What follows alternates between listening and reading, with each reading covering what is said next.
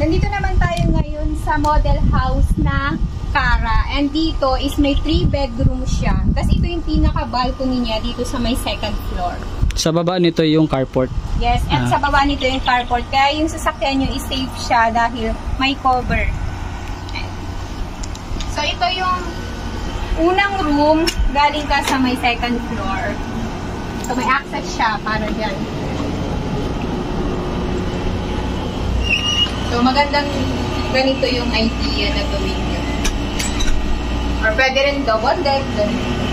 Perfect din siya sa double deck. So from here, nandito na kagad yung dito isang naman, meron isa pang room. At maganda kasi nga, ang ginawa nilang idea dito is nilagyan nila ng ang tawag dito parang double deck siya. Parang bachelor. So pag may kids kayo, diba, na-maximize yung space. Tsaka maganda may 2 window. Then ito naman yung pangatlong room ng Cara. Ito. Ang maganda din dito, kitang-kita mo yung view niya. Yan. Tsaka malaki yung window. So, ito. Yung magandang view. Ni Cara. Then baba naman tayo. Ay, ito nga pala yung CR niya. Dito sa may 2nd floor. Ito yung CR. Ang ganda rin na pagkakadesign nito ng interior. So, dito sa baba, i-check naman natin. So, baba na tayo sa 1st floor. So, ganun pa rin. Maganda pa rin yung lapad ng daan.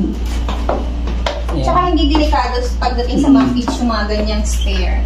Tapos dito, sa model house yan, naglagay lang sila ng upuan. Tapos ito naman yung CR dito. Kung ano, pag maraming bisita, pwede dito. Ang ganda ng pagka-design. Tapos ito yung CR sa baba. So, 2 comfort room siya.